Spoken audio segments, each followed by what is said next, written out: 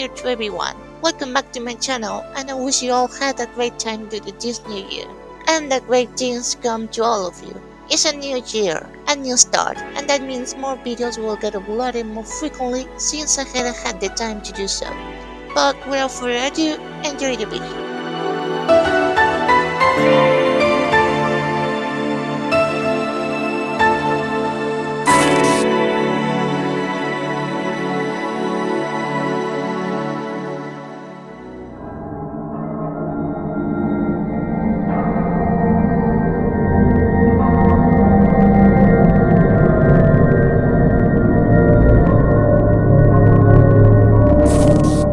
Yume Nikki, a game that might be unknown for a lot of people and known for most of us. If you have played any underrated RPG Maker game like Fear and Hunger, Mad Father, Eve, Witch House, Lisa the Painful, etc., any underground Japanese indie game, then you must know about Yume Nikki. Today, let us talk about this special game.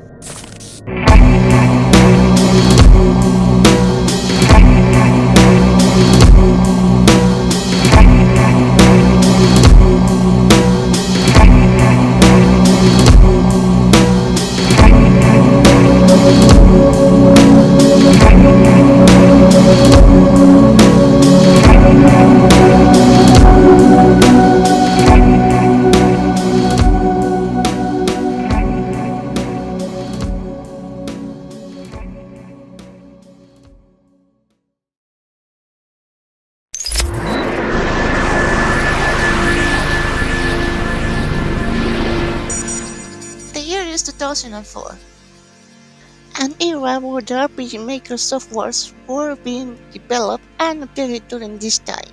With its latest version being RPG Maker 2003, the RPG Maker is a program that allows users to create their own role-playing video games in a simpler way.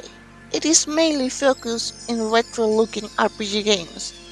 Surprisingly, it is used by a lot of indie developers even to this day and year. During this same year, an unknown solo developer named Kikiyama made Yume Nikki using this same RPG Maker software. Why do I say unknown? Well, that is because no one knows their true identity and gender. Not even the 3D Yume Nikki game devs know. The original Yume Nikki game was initially released in 2004 in Japan, but it constantly kept updating the game until 2007. Later on in 2012 with its latest update, and is regarded as one of the most original applications of the software, as well as the start of a possible new genre of games. Yume Nikki was added to the PlayStation distribution platform in February 2012. This caused an official English localization to be released worldwide on July of the same year. Also, this game was released on Steam for free back in 2018. Despite this game being almost 20 years old, it still holds a right after all. People are still playing and talking about this game. There have been fan-made games such as Yume Nikki. Yume Nikki is one of the most successful fan games ever made with a fan base of its own. Shows how much the original Yume Nikki inspired people over the years. Yume Nikki is also considered to be a sequel to Yume Nikki. But we're only here for Yume Nikki in this video and how special this game was to me.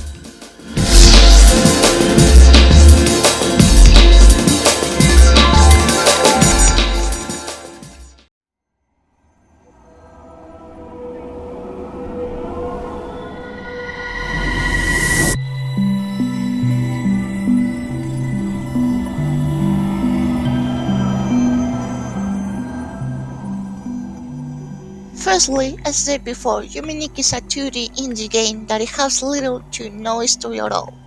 The focus of this game is the exploration. We play as a hikikomori girl called Madutsuki. When we start the game, we get a brief explanation on how to play the game.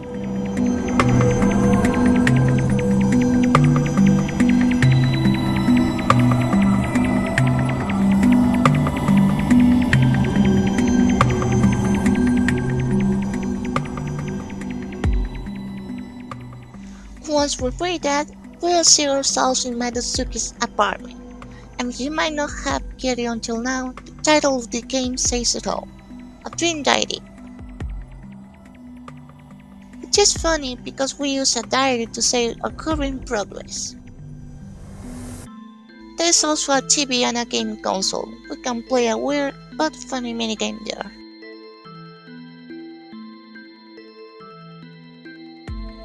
If we go to the bed and wait a few seconds, we'll see ourselves dreaming. We can also wake up from the dreams by pinching Madatsuki, since there are hostile areas and also hostile NPCs, which they can lock you up in places where you can do anything but to wake up.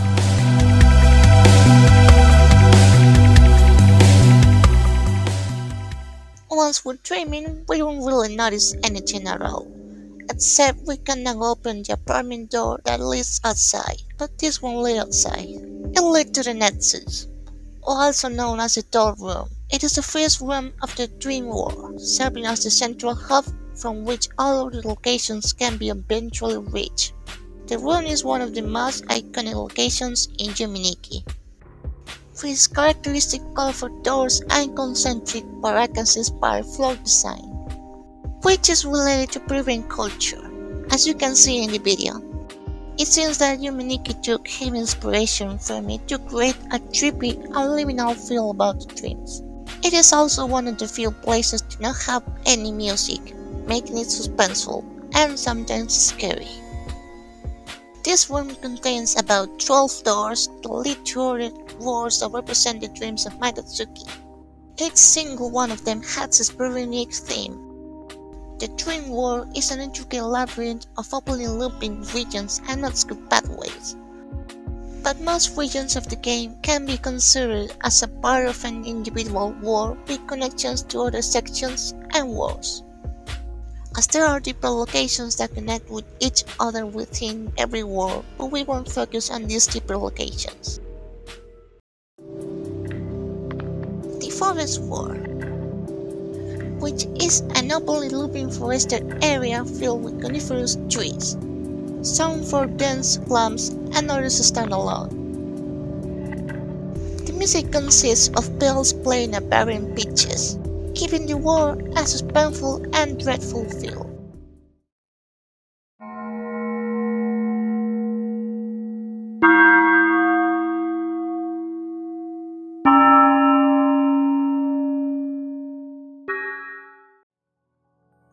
I also forgot to mention, despite this game not having a goal or history per se, there is actually a goal required to beat the game, and that is collecting every effect. Effects are goofy and useful miscellaneous items that can be more fun exploring the Dreams Labyrinth.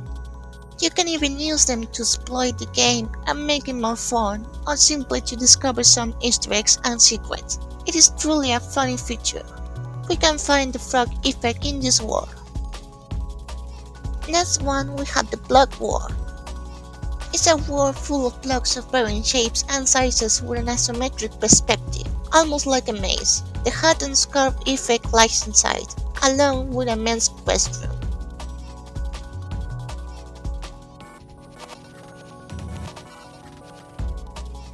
A women's restroom can also be found in the Graffiti World, a colorful world with sound-making tiles.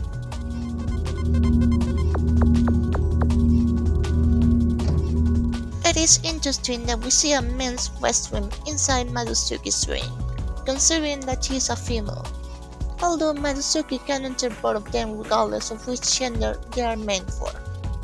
The bicycle effect can be found here. Meanwhile, the bicycle effect is one of the best effects in the game, as it speeds the movement of Madatsuki. There is also a bug where you can go a lot faster, which is the one I always use. Perfect for speedruns. I love it. In the new world, we found ourselves in a labyrinthine area inhabited by many colorful creatures, making it slightly difficult to navigate. The neon effect is obtained from the neon parrot. This effect is an odd one but cool. Madatsuki literally becomes a neon light bulb, and you can also change the color of the background in the new world, and also other worlds. I never found it amusing, but I guess it's cool. Next one we have the Portal World. A dark world filled with puddles, reflecting a dark sky, lampposts, and a flight of stairs leading downwards to the dense woods. The umbrella effect is found here. Using the umbrella makes the environment to have rain, even if it's indoors. Gives a different vibe while playing, like a Silent Hill game. If you go to the dense woods, you can find the traffic light effect alongside a dead body. And talking about dead bodies, let's get into the dark world. A completely dark world that will require the lamp effect you see. We can find the knife effect here along with a gate to the wilderness. The knife effect has an interesting thing. It has a passive effect that makes mobile NPCs to run away from the player. Most characters that can move will animate faster as if in panic. You can also switch the knife between hands and kill or wound NPCs. Some characters and even objects will react strangely to being stabbed. Some will drop items and some grant you access to other worlds or become hostile by chasing. The lamp effect can be found in the lamp world, which can be entered through the number world. The effect will turn Maddox's head into a freaking lamp. Now moving on to my favorite place in the whole game, the snow world. A snowy world with evergreen trees, igloos, and a bed. One of the igloos contains a portal to the Pink Sea, another has a sleeping girl. The Yuki-onna effect is found here. The Yuki-onna, which literally means snow woman, it comes from ancient Japanese myth. It's honestly quite interesting to me. According to the myth, she's associated with winter and snowstorms. It's the spirit of someone who perished in the snow. She is at the same time beautiful and serene, yet ruthless in killing unsuspecting mortals. Until the 18th century, she was almost portrayed as evil, although this effect in-game doesn't really do much besides causing a snowstorm. Yuki-onna is also very popular in modern anime and some video games such as Neo.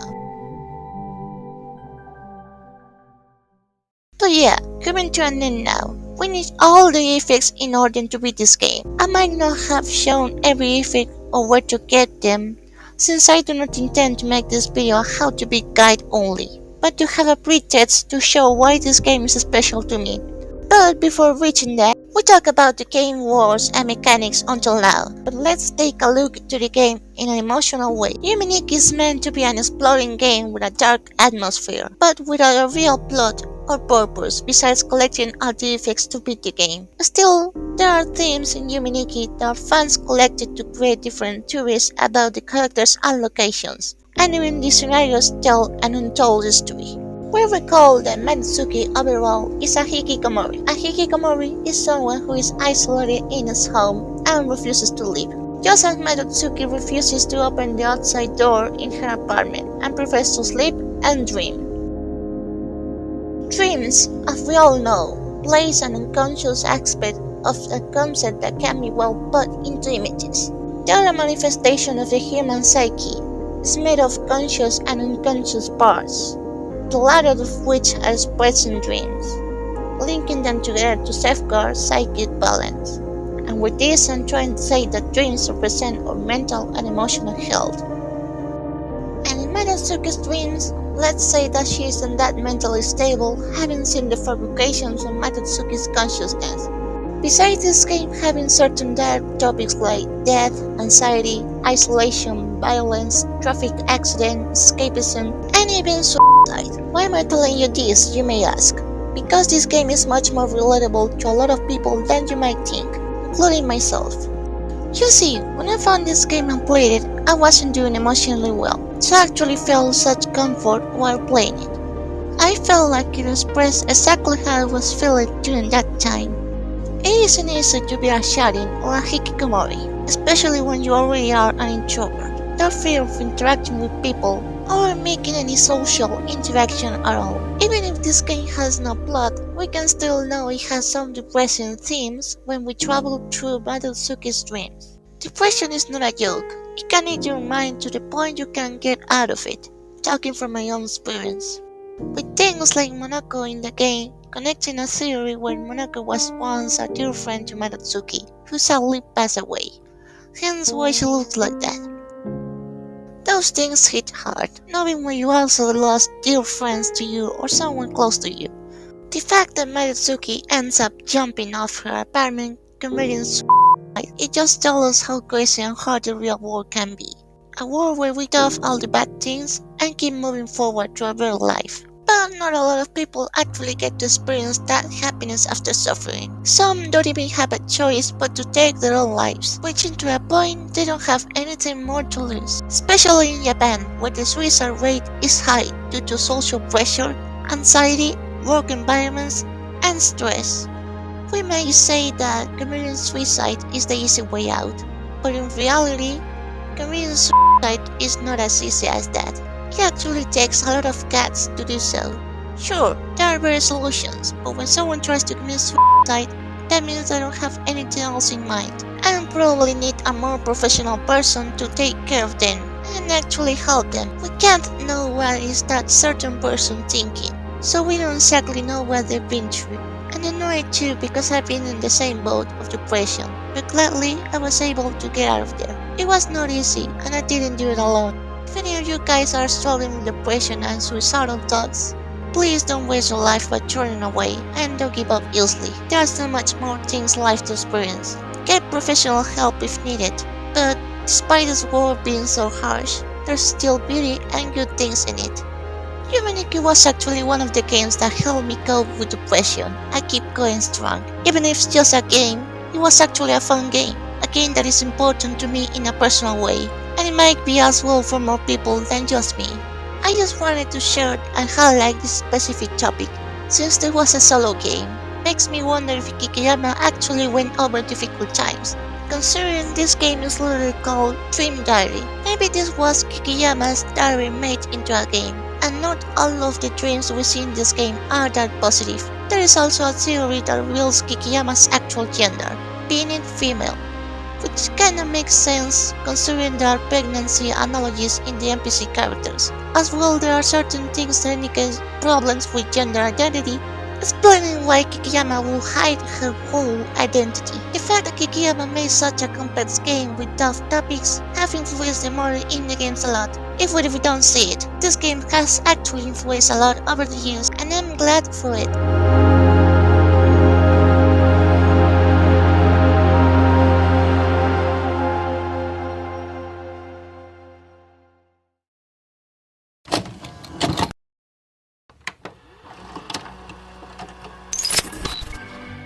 Thank you everyone for watching this video. See you next time. And also don't forget this. You're the only thing you will ever have in your life, so treasure it.